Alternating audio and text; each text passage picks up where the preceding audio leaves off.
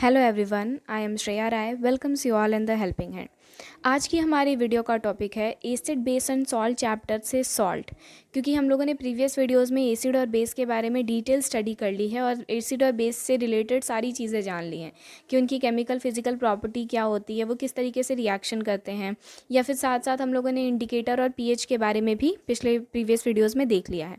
आज की हमारी वीडियो जो है वो सॉल्ट के ऊपर बेस्ड है कि हम पूरे तरीके से डिटेल स्टडी करेंगे about salts. Okay, so salts क्या होते हैं? Salts are an ionic compound form by the neutralisation reaction of acid and base. हम लोगों ने जब एसिड और बेस का केमिकल रिएक्शन पढ़ा था, जब हम लोगों ने ये देखा था कि एसिड और बेस केमिकल रिएक्शन कैसे करते हैं, तो वहाँ पे हम लोगों ने एक बहुत दोनों ही रिएक्शंस में एक बहुत ही कॉमन चीज़ देखी थी जो थी न्यूट्रलाइजेशन रिएक्शन। ठीक है, तो न्यूट्रलाइजेशन रिएक्शन क्या होता है? न्यूट्रलाइजेशन रिएक्शन का मतलब है एसिड और बेस का रिएक्शन। जब हम एसिड और बेस का रिएक्शन करा रहे हैं तो वहाँ पे प्रोडक्ट बनता था हमारा सॉल्ट और वाटर। ठीक है, तो न्यूट्रलाइजेशन रिएक्शन क्या होता है? एसिड और बेस का reaction to form salt and water is known as neutralisation reaction. Okay, अब देखो यहाँ पे क्या लिखा है डेफिनेशन में। क्या लिखा है डेफिनेशन में? लिखा है कि सॉल्ट एन आयनिक कंपाउंड, ठीक है, formed by the neutralisation reaction of acid and base. अब आप लोगों को ये तो समझ में आ गया कि न्यूट्रलाइजेशन रिएक्शन क्या होता है। सॉरी, स्पेलिंग गलत है कि न्यूट्रलाइजेशन रिएक्शन क्या होता है, लेकिन आपको ये कन्फ्यूज़न हो रही होगी कि आयनिक कंपाउंड। वैसे बहुत सारे लोग ये भी जानते होंगे कि आयनिक कंपाउंड क्या होते हैं। तो एक हल्का सा पॉइंट मैं आप लोगों को बता दूं कि आयनिक कंपाउंड्स होते क्या हैं। तो आयनिक कंपाउंड्स ऐसे कंपाउंड्स होते हैं जो आयन के ट्रांसफ़र से बनते हैं। ओके, आयन के ट्रांसफ़र से बनते हैं। अब हम लोगों ने दो तरीके के कंपाउंड्स देखे हैं नॉर्मली। एक होते हैं कोवेलेंट कंपाउंड और एक होते हैं आयनिक कंपाउंड। कोवेलेंट कंपाउंड हमेशा शेयरिंग ऑफ इलेक्ट्रॉन से बनते हैं, इलेक्ट्रॉन्स की शेयरिंग करके, और आयनिक कंपाउंड्स हमेशा ट्रांसफ़र ऑफ इलेक्ट्रॉन से बनते हैं, यानी कि एक जो एलिमेंट होता है उसके पास इलेक्ट्रॉन्स ज़्यादा होते हैं और दूसरा जो एलिमेंट होता है उसके पास इलेक्ट्रॉन्स कम होते हैं। तो ज़्यादा इलेक्ट्रॉन्स रखने वाला जो एलिमेंट होता है वो अपने इलेक्ट्रॉन को ट्रांसफ़र करता है। किसको? कम इलेक्ट्रॉन, जिसके पास इलेक्ट्रॉन की डिफिशियंसी होती है उसे। ठीक है, तो क्योंकि इलेक्ट्रॉन्स ट्रांसफ़र हुए हैं, आयंस ट्रांसफ़र हुए हैं, तब ये देने के बाद देने वाला प्लस हो जाता है और लेने वाला माइनस हो जाता है। ठीक है, तो क्योंकि ये आयन के ट्रांसफ़र से बनते हैं इसलिए इन कंपाउंड्स को क्या बोला जाता है? आयनिक कंपाउंड बोला जाता है। वैसे मैं एक वीडियो बनाने वाली हूँ जिसमें मैं डिटेल बताऊंगी कि आयनिक कंपाउंड और कोवेलेंट कंपाउंड क्या होते हैं और किस तरीके से फॉर्म होते हैं, तो आप वहाँ पर अच्छे से समझ सकते हैं। फिलहाल सॉल्ट क्या होते हैं? सॉल्ट आयनिक कंपाउंड होते हैं जो कि न्यूट्रलाइजेशन रिएक्शन से बनते हैं। किसके न्यूट्रलाइजेशन रिएक्शन से? एसिड और बेस के न्यूट्रलाइजेशन रिएक्शन से।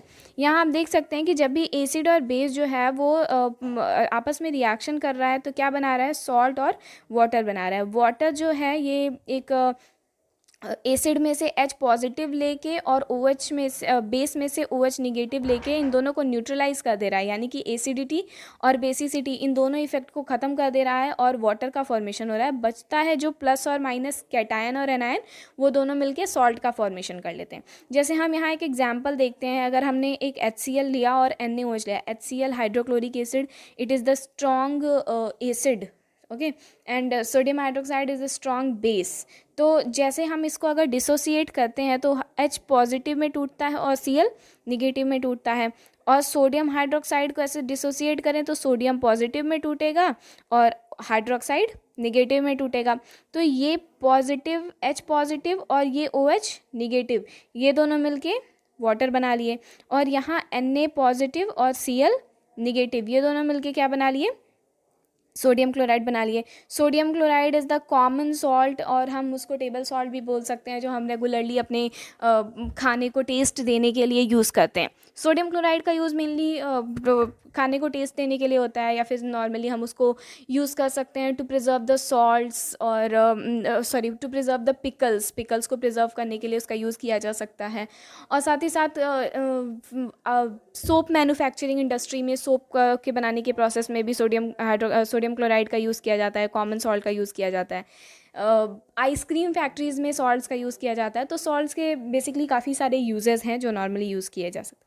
अब अगर हमने एसिड और बेस के पीएच को देखा था, तो नॉर्मली सॉल्ट के भी पीएच होते हैं। ठीक है, तो अगर हम pH ऑफ सॉल्ट की बात करते हैं तो सॉल्ट के pH के बेसिस पे सॉल्ट को 3 पार्ट्स में क्लासीफाई किया गया है. First one is acidic salt, second one is basic salt and the third one is neutral salt. Okay, तो सबसे पहले एसिडिक सॉल्ट देखते हैं. एसिडिक सॉल्ट क्या होता है? When strong acid react with weak base. जब कोई स्ट्रॉन्ग एसिड वीक बेस के साथ रिएक्शन करता है तो एसिडिक सॉल्ट का फॉर्मेशन होता है. अब देखो, स्ट्रॉन्ग एसिड जो होगा उसके पास हाइड्रोजन पॉजिटिव चार्ज आयन जो होगा वो वीक बेस के OH निगेटिव के मुकाबले क्या होगा? ज़्यादा होगा. ठीक है, तो जितना hydrogen positive ion, OH negative ion, ये दोनों जितने अमाउंट में इक्वल होंगे वो तो एक दूसरे को न्यूट्रलाइज करके वाटर का फॉर्मेशन कर लेंगे. लेकिन क्योंकि H पॉजिटिव आयन ज़्यादा है, क्योंकि हमने क्या लिया है? स्ट्रॉन्ग एसिड लिया है, इसलिए H पॉजिटिव आयन और एक्स्ट्रा बच जाएगा ना. तो यही H पॉजिटिव आयन जो होगा वो उस सॉल्ट को एसिडिक बनाने में हेल्प करेगा, उसको एसिडिक प्रॉपर्टी देगा, जिसकी वजह से वो सॉल्ट जो होगा वो अपने अंदर एसिडिक कैरेक्टर्स कैरी आउट करेगा, जो हम टेस्ट करके पता कर सकते हैं. ठीक है, तो जब भी कभी स्ट्रॉन्ग एसिड और वीक बेस आपस में रिएक्शन करते हैं तो वो क्या बनाते हैं? एसिडिक सॉल्ट का फॉर्मेशन करते हैं. अब सेकंड देखते हैं. सेकंड है हमारा बेसिक सॉल्ट. ओके, तो basic salt just vice versa then the acidic salt. जैसे अगर हमने स्ट्रॉन्ग बेस ले लिया और वीक एसिड ले लिया, when strong base react with weak acid, तो यहाँ पे क्या बनता है? बेसिक सॉल्ट बनता है. सेम वही चीज़, वहाँ पे क्या था? H पॉजिटिव आयन ज़्यादा था और OH निगेटिव आयन कम था. यहाँ क्योंकि हमने स्ट्रॉन्ग बेस लिया है तो OH निगेटिव आयन जो होगा वो ज़्यादा होगा और H पॉजिटिव आयन जो होगा वो कम होगा. तो जितना इक्वल अमाउंट में ये दोनों होंगे उतना तो एक दूसरे को न्यूट्रलाइज करके वाटर बना लेंगे. लेकिन जितना OH निगेटिव ज़्यादा बच जाएगा वो क्या करेगा? उस सॉल्ट को क्या बनाएगा? बेसिक बनाएगा. ठीक है, क्या बनाएगा? बेसिक इन नेचर करेगा. तो जब भी कभी स्ट्रॉन्ग बेस वीक एसिड के साथ रिएक्शन करता है तो सॉल्ट जो बनता है वो क्या बनता है? बेसिक सॉल्ट बनता है. Now the third type of salt is the neutral salt. Neutral salt क्या है? जब स्ट्रॉन्ग बेस के साथ रिएक्शन करता है तो वहाँ पे न्यूट्रल सॉल्ट बन. यहाँ पे H पॉजिटिव का वैल्यू किसके बराबर होगा? OH निगेटिव के बराबर होगा. तो ये दोनों आपस में एक दूसरे को न्यूट्रलाइज कर देंगे और जो सॉल्ट बनेगा वो क्या बनेगा? न्यूट्रल इन नेचर बनेगा, यानी कि न वो एसिडिक होगा और न ही वो बेसिक होगा. तो उसका pH कितना होगा? जी, अराउंड 7. Very good. तो जो न्यूट्रल सॉल्ट्स होते हैं वो किससे बनते हैं? स्ट्रॉन्ग एसिड और स्ट्रॉन्ग बेस के रिएक्शन से बनते हैं. ठीक है, अब सॉल्ट जो है वो कई तरीके के केमिकल को बनाने के इस्तेमाल में आता है. ठीक है, हम कई सारे ऐसे केमिकल्स हैं जो हम सॉल्ट से बना सकते हैं. तो वो कौन कौन से केमिकल्स हैं जो सॉल्ट से बनाए जा सकते हैं और किस तरीके से बनाए जा सकते हैं, ये हम अभी फटाफट से देख लेते हैं.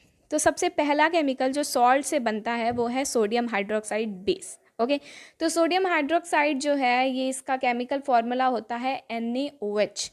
ठीक है, NaOH जो है because of the presence of this OH, sodium hydroxide जो है वो बेस है. ठीक है, तो जब ये बनता कैसे? देखो, when brine solution is electrolysed. Now what is brine solution and what is electrolysed? Electrolysis एक रिएक्शन होता है. जैसे जब किसी भी सॉल्यूशन के अंदर इलेक्ट्रिसिटी पास करा दी जाती है उसे डिसोसिएट करने के लिए, उसे तोड़ने के लिए, तो वो रिएक्शन जो होता है वो इलेक्ट्रोलिसिस रिएक्शन कहलाता है. और इस प्रोसेस में हम इलेक्ट्रोलाइज्ड वर्ड यूज़ करते हैं. ओके, तो और ब्राइन सोल्यूशन क्या है? ब्राइन सोल्यूशन यानी कि कंसनट्रेटेड सोडियम क्लोराइड सोल्यूशन, यानी कि concentrated salt solution is known as brine solution. ठीक है, तो बोला क्या जा रहा है कि when brine solution is electrolysed, मतलब जब कंसनट्रेटेड सोडियम क्लोराइड सोल्यूशन को के अंदर इलेक्ट्रिसिटी पास कर दी जाती है,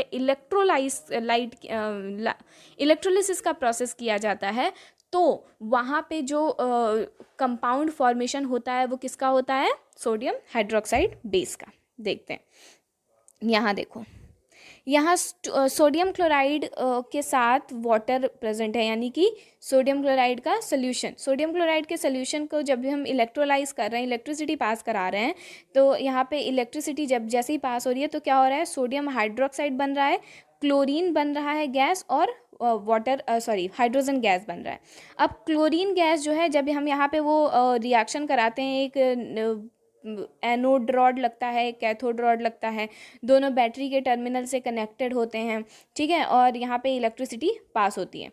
तो यहाँ क्या होता है कि जो निगेटिव कंपाउंड बनता है, जैसे हमारा जो निगेटिव ये बना चार्ज पार्टिकल बना, क्लोरीन जो बना, वो पॉजिटिव रॉड पे लग जाएगा, अटैच हो जाएगा, और जो पॉजिटिव आयन बनता है वो निगेटिव रॉड पे अटैच हो जाता है। और साथ ही साथ क्या बनता है, सोडियम हाइड्रोक्साइड बेस बनता है। ये प्रोसेस जो है, इस प्रोसेस को क्लोर एल्कली प्रोसेस के नाम से भी जाना जाता है। क्लोर एल्कली प्रोसेस के नाम से क्यों जाना जाता है? क्योंकि chlor because of the production of this chlorine gas, क्योंकि क्लोरीन गैस बना इसलिए इसको क्लोर के नाम से जाना जाए। लेकिन alkali, what is alkali? This sodium hydroxide is alkali. लेकिन अभी तो हम इसको बेस कह रहे थे, तो अभी हमने इसको एल्कली क्यों बोला? Now what is the difference between alkali and base and what is the similarity between alkali and base? अगर हम सोडियम हाइड्रोक्साइड को बेस भी कह रहे हैं और हम इसको एल्कली भी बोल सकते हैं, तो ऑब्वियस सी बात है कि एल्कली और बेस में कोई ना कोई सिमिलैरिटी होगी। लेकिन अगर हम इसको अलग अलग नाम दे रहे हैं तो ये भी ऑब्वियस है कि इनमें कोई ना कोई तो डिफरेंस होगा। तो क्या है? अब देखो, जो बेसेस होते हैं वो हाइड्रोक्साइड आयन कंटेन करते हैं अपने अंदर, ठीक है। बेस क्या कंटेन करता है अपने अंदर?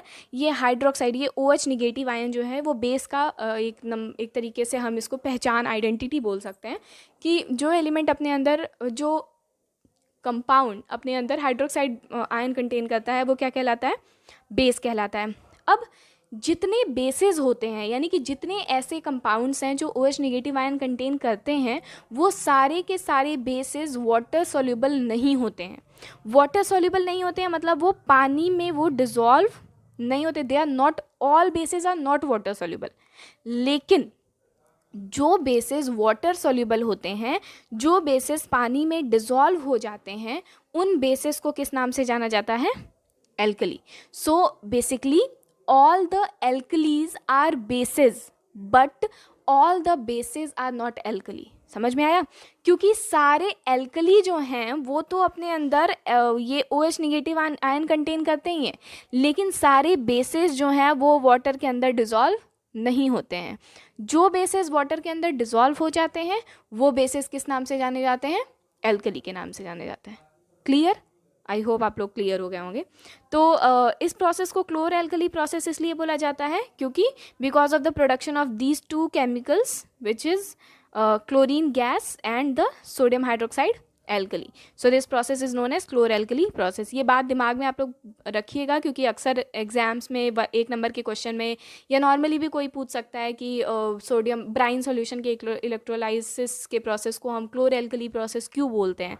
तो क्लोर एल्कली प्रोसेस हम इसको इसीलिए बोलते हैं क्योंकि 2 कंपाउंड्स फॉर्मेशन होता है, एक क्लोरीन और दूसरा सोडियम हाइड्रोक्साइड बेस, जिसे हम एल्कली बोलते हैं। क्यों? क्योंकि ये वाटर सॉल्युबल है, ठीक है, ओके।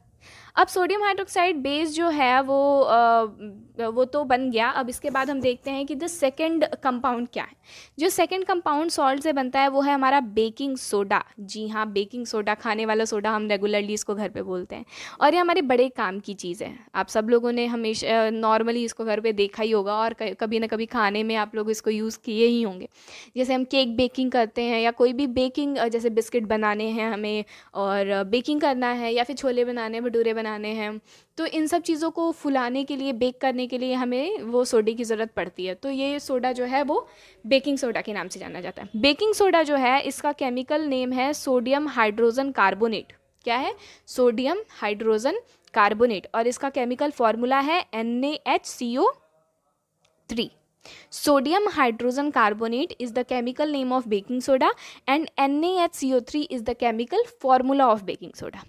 अब ये बनता कैसे है? बनता ये ऐसे है कि जब भी सोडियम क्लोराइड यानी कि सॉल्ट का reaction ammonia, water, carbon dioxide के साथ होता है। किससे?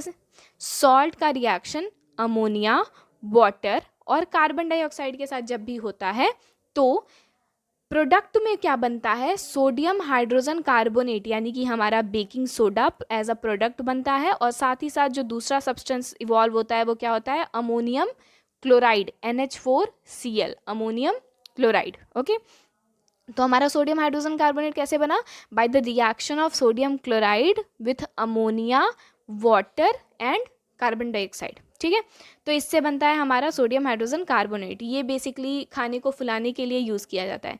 होता क्या है कि जब भी कभी जब हम खाना बनाते हैं और खाना बनाने के लिए हमने वो बेकिंग सोडा को खाने के अंदर डाला, और जब भी हम उसको गैस पे रखते हैं और हम उसे हीट प्रोवाइड करते हैं, तो होता क्या है कि on action with heat sodium hydrogen carbonate के साथ जब जैसे ही हम हीट प्रोवाइड करते हैं, तो होता क्या है कि ये sodium hydrogen carbonate sodium carbonate, carbon dioxide और वाटर में टूट जाता है। डीकम्पोजिशन रिएक्शन यहाँ होता है, और sodium hydrogen carbonate sodium carbonate, carbon dioxide और वाटर में टूट जाता है। ये because of the production of this carbon dioxide हमारा जो खाना होता है, फूड स्टफ जो हम बना रहे होते हैं, वो फूल जाता है और बेक हो जाता है। ठीक है, तो खाना कैसे बनता है, मतलब जो हम बेकिंग कर रहे हैं वो कैसे बनता है कि हमने खाने के अंदर वो फूड स्टफ जो हमने लिया हुआ है, उस फूड स्टफ के अंदर हमने क्या डाला?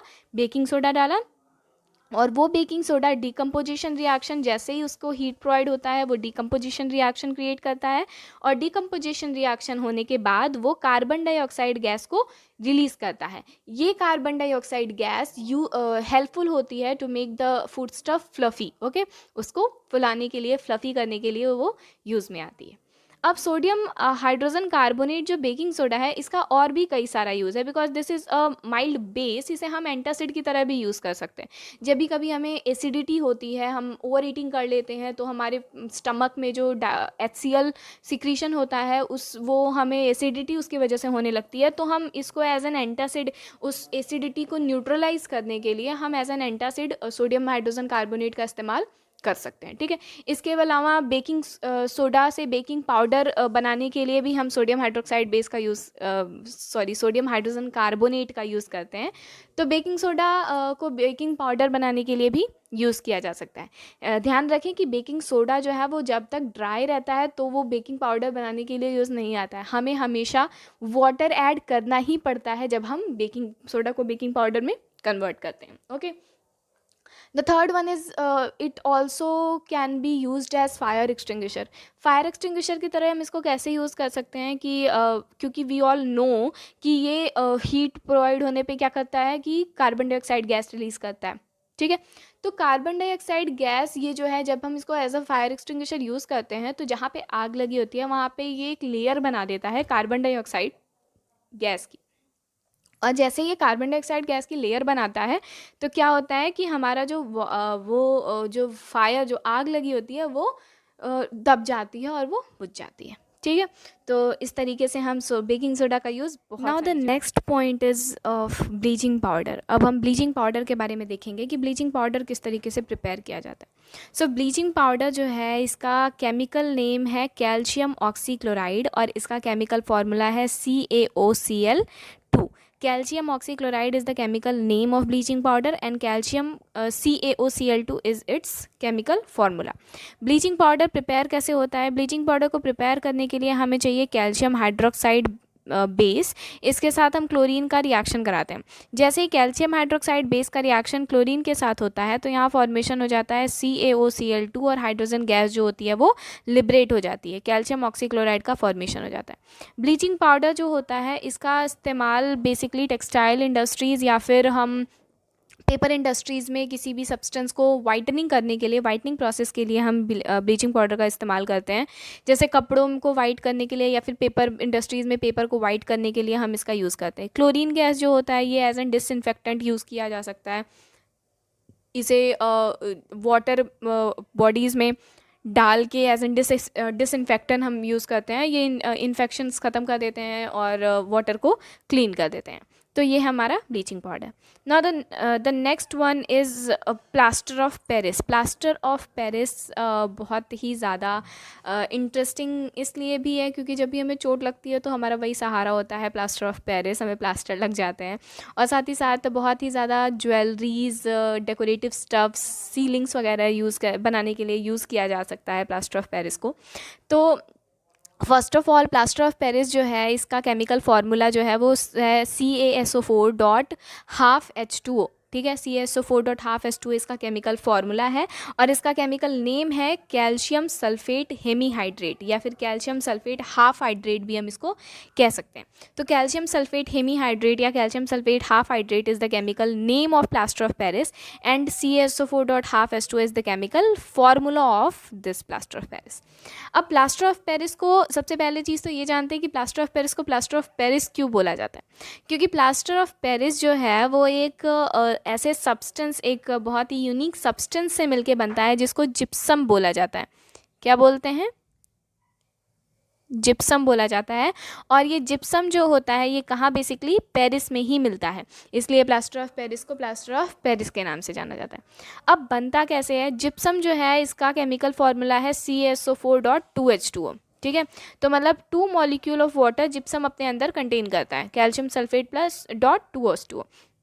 तो जब जिप्सम को 100 डिग्री सेल्सियस या फिर 300 केल्विन टेम्परेचर में हीट किया जाता है तो ये 1.5 मॉलिक्यूल, सॉरी यहाँ पे मैंने गलत लिख दिया, 1.5 मॉलिक्यूल ऑफ वाटर ये क्या करता है? रिलीज कर देता है और सिर्फ हाफ वाटर जो होता है वो कैल्शियम सल्फेट के साथ बचता है। तो यही half molecule of water with calcium sulphate is known as what? Plaster of Paris, ठीक है। तो जिप्सम को प्लास्टर ऑफ पेरिस में कन्वर्ट करने के लिए ये बहुत ही ज़्यादा ध्यान देने वाली प्रोसेस है कि हम इसको हीट करते टाइम बहुत ही ज़्यादा केयरफुल रहने की ज़रूरत है कि उसको 100 डिग्री सेल्सियस पे ही हीट करना है। वो अगर हम उसको ज़्यादा हीट करते हैं जिप्सम को तो वो जल जाता है और हमारा प्लास्टर ऑफ पेरिस जो होता है वो ईजिली बन नहीं पाता है। तो जिप्सम जो है इसको जैसे ही हम हीट करते हैं तो इसके अंदर से 1.5 मॉलिक्यूल ऑफ वाटर रिलीज़ हो जाता है और हाफ मॉलिक्यूल ऑफ वाटर के साथ कैल्शियम सल्फेट बन जाता है plaster of Paris. Plaster of Paris powdered form में होता है और जिप्सम जो होता है वो वेट फॉर्म में होता है। इसीलिए प्लास्टर ऑफ पेरिस को हमेशा ही किसी मॉइस्चर प्रूफ एक एयरटाइट कंटेनर में रखना चाहिए, क्योंकि अगर प्लास्टर ऑफ पेरिस के अंदर हल्का सा भी मॉइस्चर चला जाता है तो वो प्लास्टर ऑफ पेरिस किस में कन्वर्ट हो जाता है? जिप्सम में कन्वर्ट हो जाता है। और जिप्सम में कन्वर्ट होने के बाद प्लास्टर ऑफ पेरिस बहुत ही ज़्यादा हार्ड हो जाता है, जो ईजिली हम उसे शेप नहीं दे सकते हैं। प्लास्टर ऑफ पेरिस को जैसे मैंने भी बताया कि हम यूज़ करते हैं to make jewelleries, to make decorative stuffs, to make to plaster our broken bones, to decorate the ceilings, और बहुत सारी ऐसी चीज़ें हैं जिसमें हम प्लास्टर ऑफ पेरिस का यूज़ करते हैं, ठीक है। तो प्लास्टर ऑफ पेरिस और जिप्सम का जो प्रोसेस है ये एक रिवर्सिबल रिएक्शन है, जो प्लास्टर ऑफ पेरिस से हम जिप्सम में भी कन्वर्ट कर सकते हैं और जिप्सम को हम वापस से प्लास्टर ऑफ पेरिस में भी कन्वर्ट कर सकते हैं। तो ये वो कुछ केमिकल्स थे जिनके बारे में हम लोगों ने देखा। अब द नेक्स्ट पॉइंट जो है वो है हाइड्रेटेड सॉल्ट। इस चैप्टर का नेक्स्ट एंड लास्ट पॉइंट है हाइड्रेटेड सॉल्ट। हाइड्रेटेड सॉल्ट्स क्या होते हैं? हाइड्रेटेड सॉल्ट्स ऐसे सॉल्ट्स होते हैं फ्रेंड्स जो अपने अंदर ऑलरेडी हमेशा से ही वाटर मॉलिक्यूल्स कंटेन करते हैं। जो वाटर ऑफ क्रिस्टल, इनके अंदर जो वाटर मॉलिक्यूल्स होते हैं ये इन्हें वेट नहीं करते हैं। ऐसा नहीं होगा कि हमको जो हाइड्रेटेड सॉल्ट मिलेगा वो गीला होगा, नहीं, ये इनके अंदर वाटर ऑफ क्रिस्टलाइजेशन प्रेजेंट होता है, यानी कि ये क्रिस्टल, सॉलिड क्रिस्टल फॉर्म में ही दिखाई देते हैं लेकिन इनके अंदर वाटर प्रेजेंट होता है। जो वाटर इनके अंदर प्रेजेंट होता है वो इनकी कुछ ना कुछ प्रॉपर्टी कैरी आउट करता है, ठीक है, जिसकी वजह से अगर हम इन वाटर मॉलिक्यूल्स को निकाल देते हैं तो वो प्रॉपर्टीज़ भी चली जाती हैं। तो ऐसे कुछ, जैसा एक एग्जांपल मैं आप लोगों को बता दूं, कैल्शियम सल्फेट जो है, सॉरी कॉपर सल्फेट जो है, वो कॉपर सल्फेट सॉल्ट जो है वो अपने अंदर 5 मॉलिक्यूल ऑफ वाटर कंटेन करता है। Copper sulphate salt blue colour का होता है because of the presence of that 5 molecule of water in it. जैसे ही हम उसको हीट करते हैं और 5 मॉलिक्यूल ऑफ वाटर रिलीज होता है तो कॉपर सल्फेट जो होता है वो ब्लू कलर से किस में कन्वर्ट हो जाता है? कलरलेस में, ठीक है। तो जो हाइड्रेटेड सॉल्ट्स होते हैं इनके अंदर जो वाटर प्रेजेंट होता है ये कई सारी और प्रॉपर्टी कंटेन करता है, इन्हें वेट नहीं करता है, क्रिस्टल फॉर्म में ही रहता है। That's all about the chapter, that's all about the salt. और वीडियो अच्छी लगी तो प्लीज़ लाइक करिएगा, और अगर कोई भी दिक्कत हो तो प्लीज़ उसे कमेंट सेक्शन में मुझे बताइएगा, मैं कोशिश करूँगी कि उसे नेक्स्ट वीडियो में सुधार दूँ। और लाइक करिएगा, शेयर करिएगा। चैनल को अभी तक सब्सक्राइब नहीं किया तो please please please please channel को सब्सक्राइब कर लीजिए। Thank you so much.